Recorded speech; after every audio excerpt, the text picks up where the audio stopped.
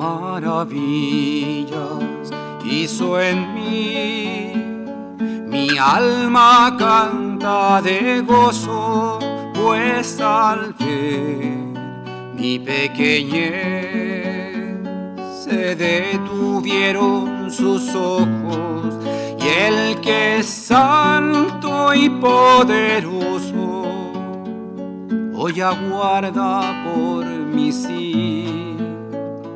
Mi alma canta de gozo, maravillas hizo en mí.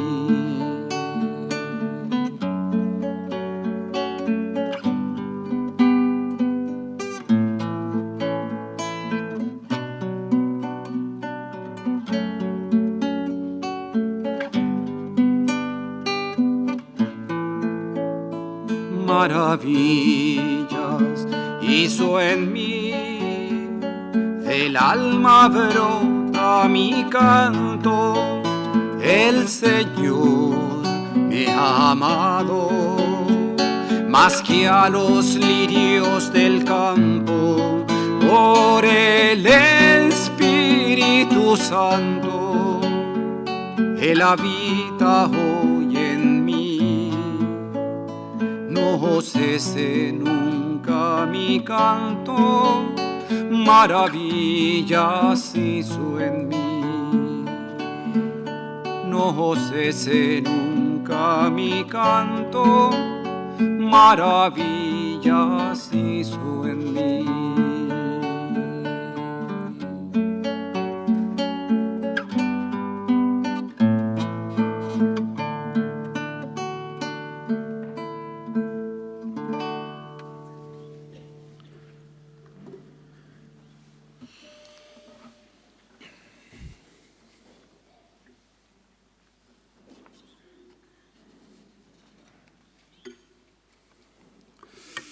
Bueno, buenas tardes. Vamos a continuar con estas meditaciones de Semana Santa. Voy a invitarlos a que ahora,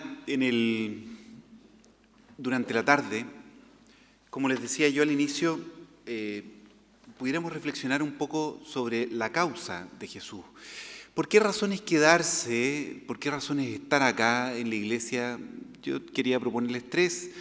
En la mañana les propuse esto de poder reconocer en nuestra historia la intimidad con el Padre, esta relación que hemos tenido con el Padre.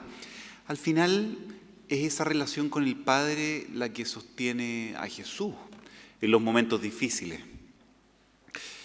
Pero también esta segunda razón que quiero proponerles es también algo que sostiene a Jesús a lo largo de la vida, que es el valor de la causa, el valor de la propuesta, que es el reinado de Dios. ¿Y qué tiene que ver esto con el Viernes Santo, con este momento donde Jesús va a ir a la pasión, o ya está en la pasión más bien? Tiene que ver con lo siguiente: a Jesús lo matan. A veces nos da la sensación de que como que Jesús muere, que hubiera dado lo mismo como muriera. Pero no es así, a Jesús lo matan. Y lo matan por anunciar y por vivir el reinado de Dios. Por eso matan a Jesús. O sea, Jesús va a la cruz hoy por anunciar y por vivir este reinado de Dios. Por medio de este Jesús se ha mostrado la bondad de Dios Padre en la historia nuestra, de una manera que nosotros podamos comprenderla. Ya no es mediante ideas particulares, sino que hay una persona que encarna a modo humano y en lenguaje humano cuál es ese proyecto que Dios tiene para la humanidad, de una manera que nosotros podamos comprenderlo. El problema fue que las palabras y los gestos de Jesús terminaron chocando con las autoridades religiosas de la época. Y por eso lo matan. No toleraban, en buenas cuentas, las autoridades del momento que Dios los amara a todos, que Dios los amara siempre y que Dios los amara sin condiciones. Eso es lo que de alguna manera Jesús viene a mostrar y lo que choca con las autoridades.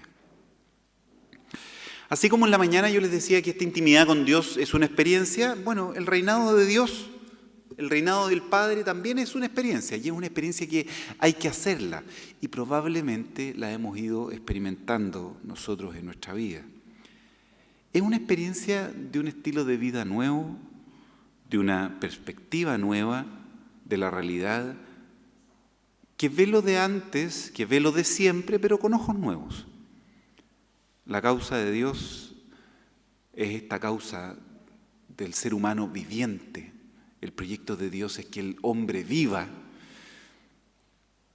Y lo que vamos a pedir entonces al Señor hoy día en la tarde es la gracia de reconocer ese reinado y de apasionarnos por Él.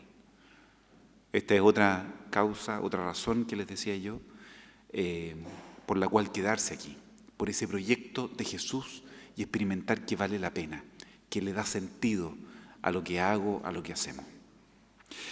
Entonces, el primer momento, o la primera sugerencia que les hago, es poder mirar la causa de Jesús. ¿A qué vino Él? ¿A qué vino Jesucristo?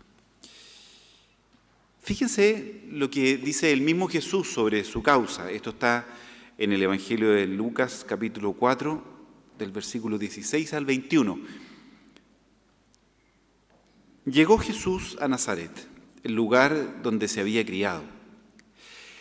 Y como tenía por costumbre, entró un sábado en la sinagoga y se puso en pie para leer las Escrituras.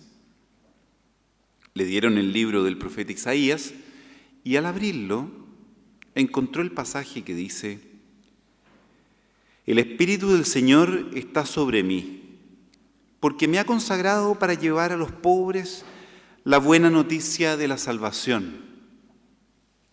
Me ha enviado a anunciar la libertad a los presos y a dar vista a los ciegos, a liberar a los oprimidos y a proclamar un año en el que el Señor concederá su gracia. Cerró luego el libro, lo devolvió al ayudante de la sinagoga y se sentó.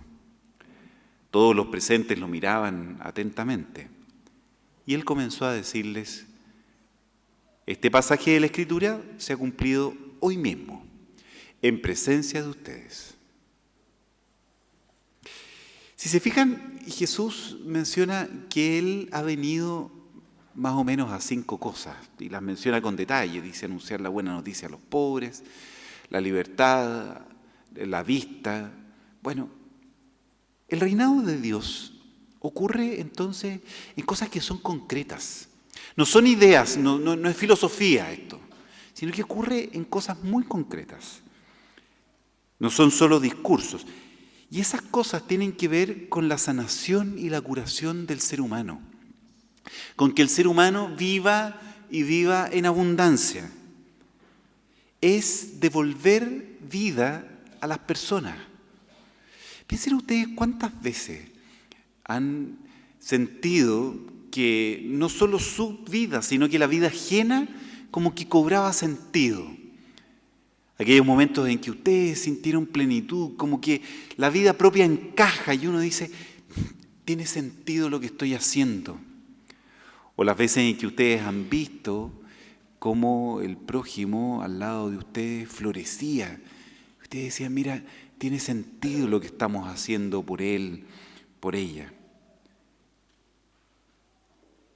En este reinado de Dios, los pobres, si se fijaron ustedes, tienen un lugar privilegiado. En la historia de Jesús, también los niños, los que no tienen derechos, los pecadores, ellos son los destinatarios privilegiados del reino de Dios. Y eso le molestaba tremendamente a la autoridad, que Jesús se juntara con ellos, que Jesús los privilegiara a cumplir con la ley del sábado. Les molestaba, porque les desordenaba las cosas. Y Jesús, nuevamente, pone la vida del ser humano como primera prioridad. Jesús reconstruye entonces la historia desde el lado más oscuro. No es casualidad que Jesús nazca en un pesebre maloliente, en medio de animales. Es que Dios mismo quiere hacerse solidario y reconstruir la historia de la humanidad desde lo más bajo, desde lo olvidado, desde lo marginado, desde lo oscuro. Donde ahí la salvación o la ausencia de salvación se hace más evidente, Jesús ahí entra. Y se preocupa por la adúltera, se preocupa por la mujer sirofenicia, para la cual en teoría la salvación no estaba destinada, sino que era para los hijos de Israel. Se preocupa de ir a comer con publicanos, por ejemplo con Zaqueo. A esas personas se va acercando Jesús para anunciar la salvación desde los más bajos, donde no era evidente. La justicia de Dios entonces aparece como generosidad que entrega lo necesario para vivir, lo necesario para una vida digna, diríamos nosotros hoy. El reinado de Dios se hace evidente también en la sanación de las heridas más profundas del ser humano, donde reconcilia, donde aquel que estaba alejado, como este hijo que se fue con la fortuna del padre, de algún modo es restituido en la casa, es abrazado a pesar de su pecado, de su maldad. Ahí se hace presente el reinado de Dios. Todos los milagros que Jesús hace sobre personas tienen también ese significado. Cuando Jesús sana a la mujer que tenía flujos de sangre durante tanto tiempo, lo que hace, en buenas cuentas, es tomar a esa mujer que estaba excluida y que no podía ser tocada ni siquiera por su familia, por sus seres queridos. Lo que hace Jesús al sanarla es decirle: bienvenida de nuevo al grupo, bienvenida a la comunidad, vuelta a casa. Es de vuelta a casa esa mujer al ser sanada, porque la ley decía que estaba impura. Cuando Jesús sana al leproso, a los leprosos, porque en una oportunidad sana 10, lo que hace justamente es traerlos de vuelta al grupo, traerlos de vuelta a la sociedad. Fíjense que el leproso no solo estaba condenado a que no lo tocaran, sino que debía andar envuelto para no contaminar a nadie. Y cuando entraba a la ciudad debía ir gritando por las calles, y eso decía la ley: leproso, leproso, tocando una campanilla para que la gente se alejara de él, de ella. Cuando Jesús los sana, les devuelve la vida, les devuelve la relación, los reconcilia con la sociedad. Ya no son más marginados. En estos signos, Jesús muestra el deseo que Dios tiene de que el género humano esté unido, que el género humano pueda reencontrarse. El reinado de Dios, entonces, es acogida para el marginado. También Jesús manifiesta la llegada del reinado de Dios en el perdón. Fíjense que cuando traen a este hombre y lo descargan de su camilla por abriendo el techo, los amigos lo traen, lo ponen ahí en medio, y Jesús lo primero que hace, no se da ni por enterado de que era paralítico, que tenía un problema. Lo primero que hace, le dice: tus pecados te son perdonados. Porque se entendía que el enfermo estaba enfermo porque había sido pecador, por algún pecado de él. Tus pecados te son perdonados. En el perdón se manifiesta también ese deseo de Dios de reincorporarnos. Por eso es tan importante reconocer el pecado propio, porque nos reconcilia con Dios, pero también nos ayuda a acoger el perdón generoso que Dios hace a los demás. Reconocer esa necesidad que tenemos de ser perdonados nos abre a la verdad nuestra, de decir yo necesito salvación, y nos abre al Espíritu que nos devuelve la vida. En este momento particular de fragilidad eclesial, quizá la gran oportunidad que se nos abre es la posibilidad de dejar que el Espíritu nos habite, nos vuelva a habitar. Al pedir perdón por nuestra fragilidad, abrimos el espacio para que el Espíritu nos habite. Y el perdón mutuo entre nosotros, un perdón tal vez tan necesario hoy día, también será manifestación del reencuentro entre aquellos que hemos sido perdonados, que nos reconocemos que no somos mejores que los demás. El otro día mandaba yo una pequeña carta al diario diciendo que bueno, afortunadamente este fallo en el caso de Caradima nos permite de alguna manera restaurar algo. Es algo tan necesario a nivel jurídico, restaurar, reparar. Hay algo, sin embargo, que no vamos a poder reparar nunca, que es el dolor del daño hecho, del daño cometido, cómo hemos marcado esas vidas de manera a veces probablemente definitiva. Pero hay algo de lo que no hemos conversado todavía, es de cómo en esta iglesia, entre víctimas y victimarios, nos vamos a reconciliar. Si queremos que la iglesia sea viable, que nuestra iglesia sea viable, tenemos que encontrarnos y escucharnos y empatizar en nuestros dolores, pedirnos perdón, esperar a que se nos perdone, para poder volver a armar una comunidad. No hay otra manera de armar una comunidad si no es una comunidad de perdonados, si no somos una comunidad de aquellos que nos reconocemos frágiles, nos hemos pedido perdón y nos hemos perdonado. El reino de Dios se muestra en esa unión de los seres humanos, en la acogida mutua, en la comunión, en aquello que no nos deja en soledad. Este es una parte del proyecto que tiene Jesús, por el cual lo matan. Quiero sugerirles algunas preguntas para que podamos reflexionar en este momento. ¿Qué te provoca a ti este proyecto de Jesús para la humanidad?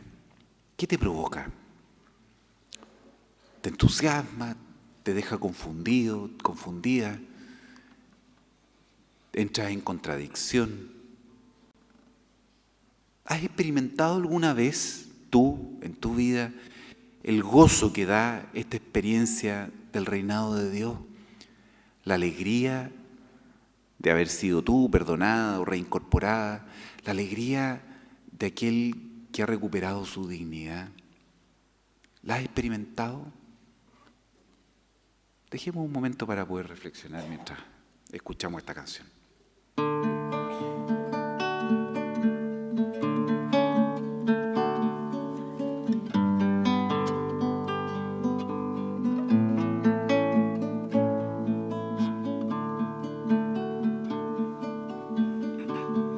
Otra vez junto a ti, hoy no quiero pedirte, hoy no quiero sentir que estás lejos, más allá, porque sé que tú eres de esta tierra, tú eres de aquí. Quiero que haya esta vez simpleza en mis palabras y que mi alma vibre en ellas al nombrarlas,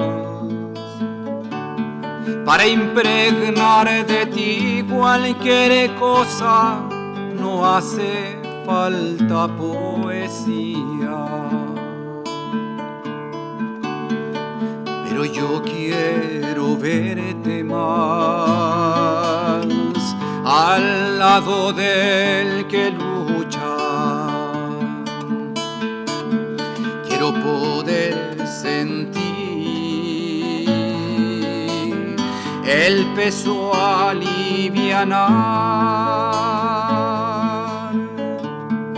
Hoy no quiero pedir, solo poder mostrarte. Lograrás que la unión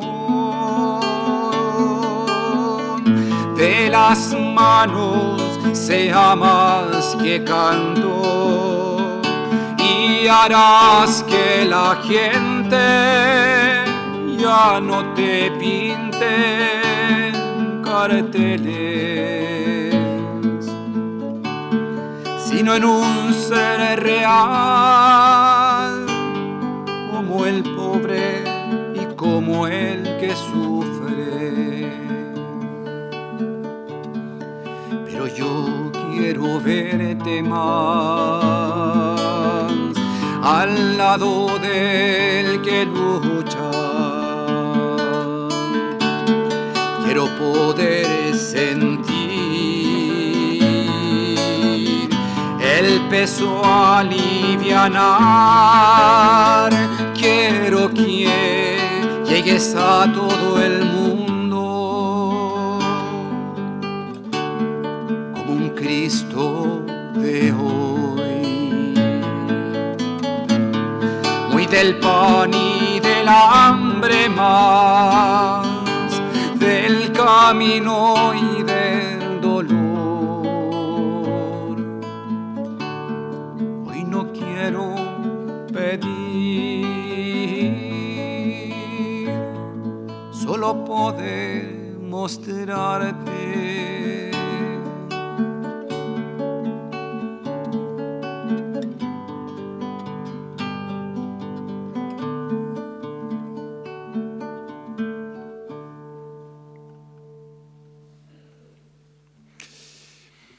El Evangelio también va mostrando que el reino de Dios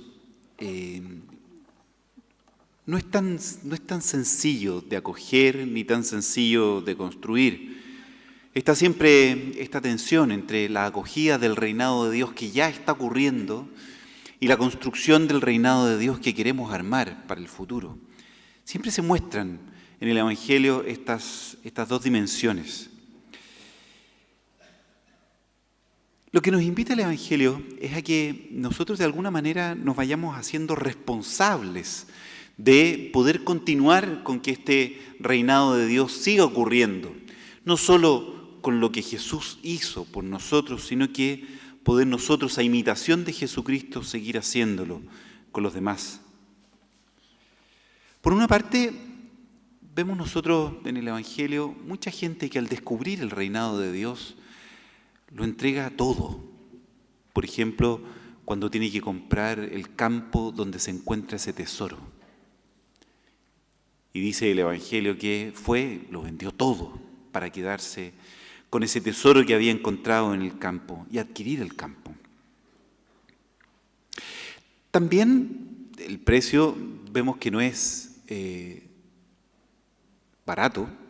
Cuando nos invita el Evangelio a permanecer atentos, vigilantes, para cuando llegue el novio y poder entrar a la fiesta. Y si no estamos atentos y vigilantes, no vamos a entrar y nos va a pasar como esas 10 vírgenes que estaban y se les acabó el aceite. No fueron precavidas, no estaban atentas. Nuevamente nos dice el reino que esta gracia no es barata, sino que es una gracia, es un don, pero caro.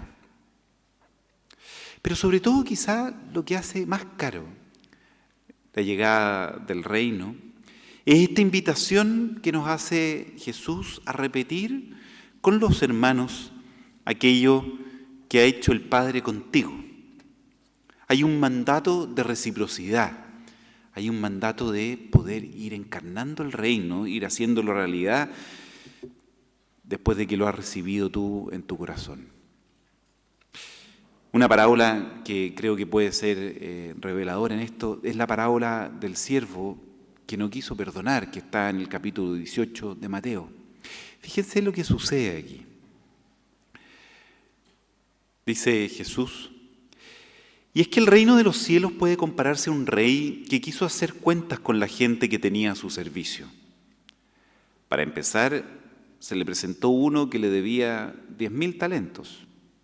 Y como no tenía posibilidades de saldar su deuda, el amo mandó que los vendieran como esclavos a él, a su esposa y a sus hijos, junto con todas sus propiedades, para que así saldara la deuda.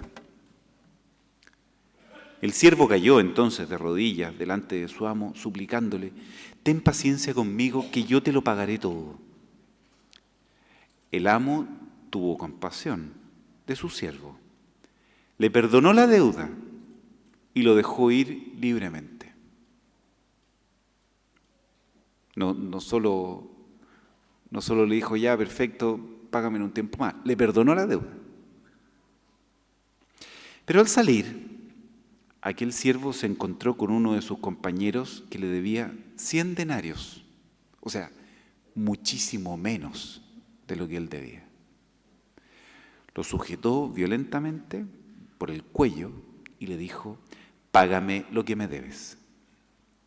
Su compañero se arrodilló delante de él suplicándole: ten paciencia conmigo, que yo te lo pagaré. Pero el otro no quiso escucharlo, sino que fue y lo hizo meter en la cárcel hasta que liquidara la deuda. Los demás siervos, al ver esto, se sintieron consternados y fueron a contarle al amo lo que había sucedido. Entonces el amo hizo llamar a aquel siervo y le dijo: siervo malvado, yo te perdoné toda aquella deuda porque me lo suplicaste. En cambio tú no has querido compadecerte de su compañero como yo me compadecí de ti.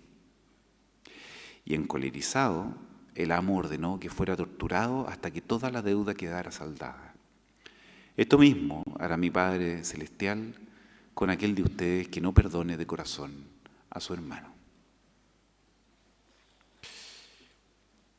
Por lo tanto, esta gracia que nos hace el Señor en nuestra vida, que nos perdona, nos da dignidad, nos reincorpora a la sociedad, nos acepta como somos, es una gracia cara. Cara en varios sentidos. Cara porque Él la pagó, esta deuda, con la sangre de su Hijo. Es cara en ese sentido. Pero es cara también porque a nosotros nos compromete o nos invita a comprometernos en un mandato de reciprocidad. Entonces, lo que quiere Dios es que esto que ha ocurrido en tu vida como gracia, como don, vayas tú y de alguna manera lo proyectes en tus hermanos. Eso es. Y yo creo que aquí hay un buen resumen del Evangelio o de lo que se trata de ser cristiano. Yo últimamente me he ido simplificando en las cosas y yo creo que ser cristiano básicamente son dos cuestiones nomás. Ser cristiano es primero ser agradecidos de Dios. Ser cristiano es la virtud de la gratitud, que reconoce el bien que ha recibido en la vida, el cariño, el amor de tanta gente que me ha hecho ser lo que yo soy hoy día. La gratitud es el punto de partida de todo cristiano. La gratitud de Dios, ciertamente, pero de tantos hombres y mujeres que han actuado en nuestra vida para hacernos quienes somos. Esa gratitud es el origen del cristianismo. Reconocer que somos hijos. Pero la segunda virtud del cristiano es la generosidad. es que ese amor y ese cariño no se frene en mí, no se chante, no se empiece a acumular así como una inflación de cariño en mí, solamente en mí, sino que yo pueda hacerlo circular, repartir, para que otros tengan vida como a mí me han dado vida. El reinado de Dios ocurre en eso. Ocurre en esos momentos donde yo, agradecido por lo que he recibido, voy y entrego para que eso que ha sido gracia en mí pueda ser gracia en los demás. Y me sucede que me tengo que desprender de lo recibido. Me sucede que tengo que soltar aquello que me habían entregado. Y en este punto del trabajo, de la misión, donde yo empiezo a entregar, nos encontramos con un fruto que es inesperado. Cuando vivimos la vida como hijos de Dios, nos descubrimos hermanos y aparece así como casi sorpresivamente la felicidad que ocurre en mi hermano cuando yo le entrego mi don. Cuando yo me lleno de alegría al ver lo que sucede con los demás hijos, cuando yo la gracia recibida se las doy gratuitamente. Nuestro don hacia ellos les hace sonreír. Se descubren queridos, se descubren queribles, se descubren valiosos. Yo me pregunto, a mí ustedes saben que yo soy capellán de techo, ¿cómo estos cabros del techo, que es una pregunta que me hago frecuentemente, resulta que se van durante las vacaciones de invierno, de verano, a trabajar? O sea, eso ya es bien ridículo. Pero no solo eso, sino que van a dormir mal, porque duermen en el suelo, a veces con frío. Trabajan de sol a sol. En el verano con mucho calor. Y no solo no les pagan por eso, sino que ellos pagan para hacer esta cuestión. Es ridículo. Y lo que experimentan al regresar es una profunda felicidad. ¿Qué les pasa? Bueno, y lo que les pasa es que ese don que ellos han recibido en su vida lo han entregado a su hermano, a su hermana, y se han dado cuenta de lo que pasa en ellos. Alegría profunda. Y el precio, que puede ser grande, se justifica. Y con creces se justifica. Y también en eso nos pasa que aparece nuestra propia alegría. Y descubrimos que nuestra vida tiene sentido. Porque estoy aquí y provoco algo en los demás y los veo crecer y los veo sonreír y sus ojos brillan. Es un precio que vale la pena. Soltar la gracia recibida para entregarla a otro valió la pena. Y todos creo que hemos tenido experiencia de ello. Aunque a veces no encontremos esa alegría de inmediato, pero tenemos experiencia de ello. Entonces, te pregunto, a propósito de esto, ¿cuándo has sentido tú que el precio de la gracia, el precio de entregar la gracia, ha valido la pena? ¿En qué momentos esa alegría ajena te llenó tu corazón? El tuyo. En esas ocasiones les pregunto, ¿qué le sucedió a tu hermano cuando tú soltaste el don y lo entregaste? ¿Y qué te sucedió a ti en ese momento en que soltaste tanto amor recibido para que otro se sintiera tan amado por ti?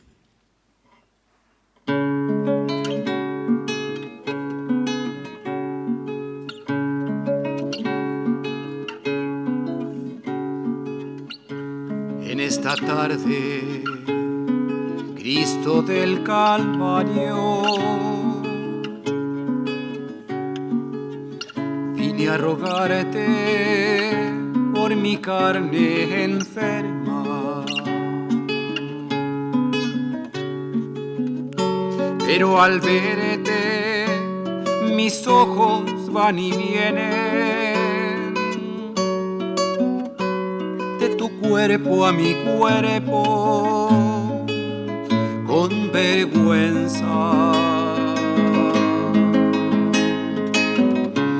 ¿Cómo quejarme de mis pies cansados cuando veo los tuyos destrozados? ¿Cómo mostrarte mis manos vacías cuando las tuyas están llenas de heridas? ¿Cómo explicarte a ti mi soledad cuando en la cruz alzado y solo estás? ¿Cómo explicarte que no tengo amor cuando tienes rasgado el corazón?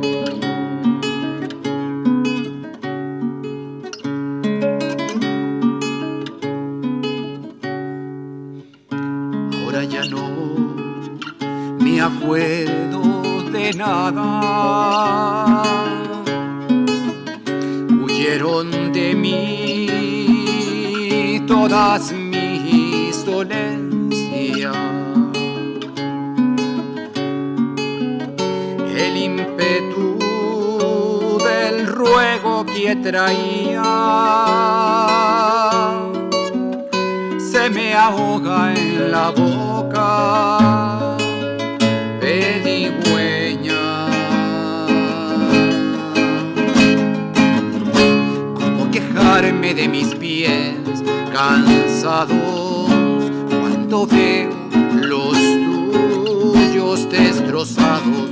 ¿Cómo mostrarte mis manos vacías cuando las tuyas están llenas de heridas? ¿Cómo explicarte a ti mi soledad cuando en la cruz alzado y solo estás? ¿Cómo explicarte que no tengo amor cuánto tienes rasgado el corazón? Y solo pido no pedirte nada, estar aquí junto a tu imagen caída, ir aprendiendo que el dolor es solo la llave santa de la puerta a la vida.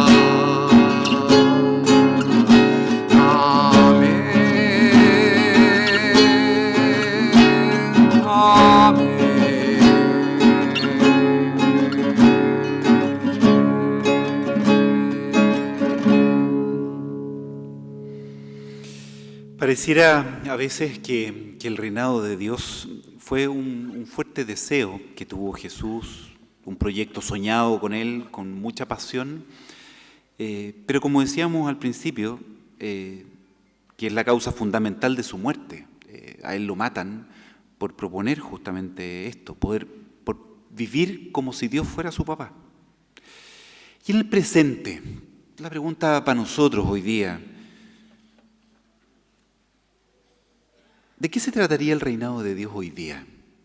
¿Qué propondría Jesús? ¿O es un proyecto que queda así como una cosa bonita, un idealismo de un judío de hace 2000 años? ¿O es un proyecto que sigue teniendo mordiente el día de hoy, que sigue teniendo fuerza? ¿Nos moviliza el proyecto de Jesús? Parte, por ejemplo, de los cielos nuevos y la tierra nueva que propone el profeta Isaías, tienen que ver con abundancia de bienes materiales. Tiene que ver con abundancia de justicia y de paz. Y me pregunto hoy por nuestra tierra, donde efectivamente existen bienes materiales suficientes para todos. Y que sin embargo, nuestro banquete parece que es solo para algunos, no para todos. Hay gente que al presente, en nuestro planeta, se está quedando debajo de la mesa, a pesar de que tenemos bienes suficientes para todos, solo queda en manos de algunos. Y esta fiesta que hemos armado no es la fiesta de todos. Se muestra, por lo tanto, nuestra falta de comunión en esto, en que hay hermanos nuestros que quedan debajo de la mesa, en la presencia de los pobres en medio del mundo, que siguen existiendo, no solo en África, no solo después de huracanes o tifones, sino que en nuestro país, en nuestra ciudad, siguen existiendo los pobres, solo por hablar de bienes materiales. No voy a entrar en las distribuciones de salario que tenemos en Chile, pero darían harto para hablar. Hoy día hay ciertas mercancías que están restringidas a aquellos que tienen capacidad de pago. Hasta hace muy poco tiempo atrás, aunque tú tuvieras talento, solo podía entrar a la universidad el que pudiera pagarlo. Hoy día o en el futuro.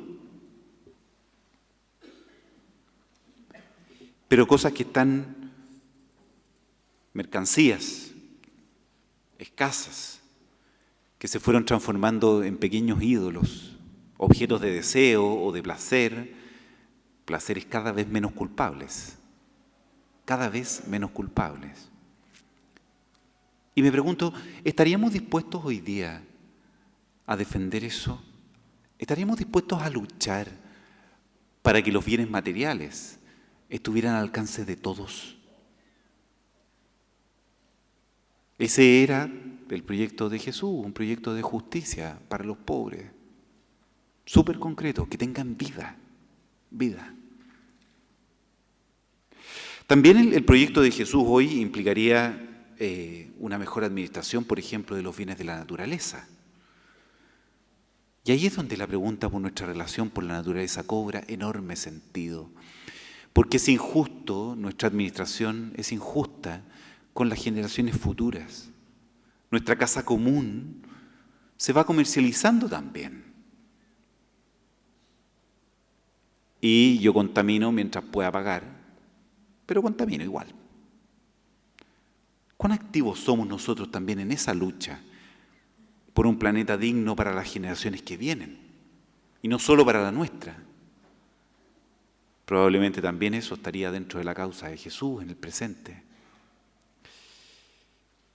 Otro signo del reinado de Dios es la convivencia entre todos los seres humanos, una convivencia en paz que brota de la justicia. Hoy podríamos hablar, por ejemplo, del respeto a los derechos humanos, que en Chile tienen una carga ideológica tan fuerte y de repente como que hablamos de derechos humanos y decimos, no nos metamos ahí porque vamos a discutir, vamos a pelear. Y uno dice, oye, los derechos humanos tendrían que ser el piso de nuestras conversaciones. ¿Y por qué nos resistimos a defender derechos humanos tan básicos? No solo estoy hablando aquí del derecho a la vida, no estoy hablando solo de los derechos de los niños. También nos aparecen, por ejemplo, el derecho a la vivienda adecuada, el derecho a tener un país en paz, el derecho a ser respetado yo también en mi identidad sexual, en mis ideas políticas. Respeto a los derechos humanos. ¿Estaríamos dispuestos nosotros hoy día a luchar por eso? Por ese piso mínimo de convivencia donde nos podamos tratar en respeto y dignidad. La justicia humana, finalmente, y esto también lo defendería Jesús, creo, es una justicia como la de Dios, que se basa en compasión y misericordia, que perdona con un corazón de padre, que cree, fíjese, que cree que el amor convierte más que el castigo. ¿Estaríamos dispuestos a defender eso frente a tanto hombre y mujer que ha dañado y que hoy día está en la cárcel? ¿Y defender que el amor convierte más que el castigo? Y aquí, bueno, la hermana Nelly está mucho más autorizada que yo para hablar. Pero eso es lo que hace Jesús contigo y conmigo. Cree que el amor convierte más que el castigo. El reinado de Dios provee sentido a nuestras luchas, a nuestras acciones. Y su propuesta es que el ser humano tenga sentido en eso. ¿Estaríamos dispuestos entonces a luchar por esto en un mundo así de individualista como el nuestro? Esa es la causa de Jesús, es la causa que creo yo que impulsaría hoy día. Bueno, me apasiona esto. Termino leyéndole simplemente una poesía de León Felipe que creo que puede ilustrar algo de lo que quiero decir. Hay que salvar al rico, hay que salvarlo de la dictadura de su riqueza, porque debajo de su riqueza hay un hombre que tiene que entrar en el reino de los cielos, en el reino de los héroes. Pero también hay que salvar al pobre, porque debajo de la tiranía de su pobreza hay otro hombre que ha nacido para ser héroe también. Hay que salvar al rico y al pobre. Hay que matar al rico y al pobre para que nazca el hombre. El hombre es lo que importa. Ni el rico ni el pobre importan nada. Ni el proletario, ni el diplomático, ni el industrial, ni el arzobispo, ni el comerciante, ni el soldado, ni el artista, ni el poeta, en su sentido ordinario doméstico, importan nada. Nuestro oficio no es nuestro destino. No hay otro oficio ni empleo que aquel que enseña al hombre a ser un hombre. El hombre es lo que importa. El hombre ahí, desnudo bajo la noche y frente al misterio, con su tragedia a cuestas, con su verdadera tragedia, con su única tragedia, la que surge, la que se alza cuando preguntamos, cuando gritamos en el viento, ¿quién soy yo?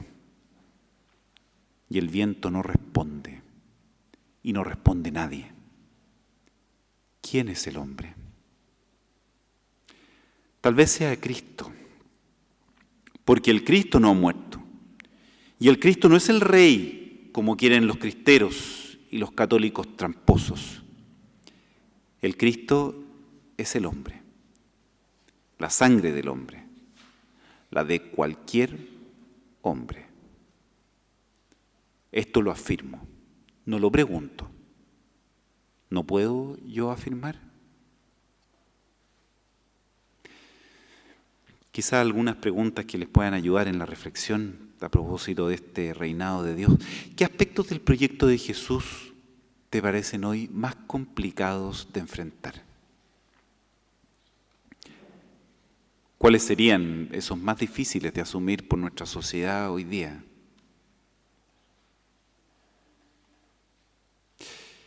Y segundo, ¿por qué cosas valdría la pena luchar en el presente? ¿Por qué cosas estarías dispuesto a luchar en el presente? Santa María, Madre de Dios, ruega por nosotros, pecadores, ahora y en la hora de nuestra muerte. Amén. Que tengan una buena oración.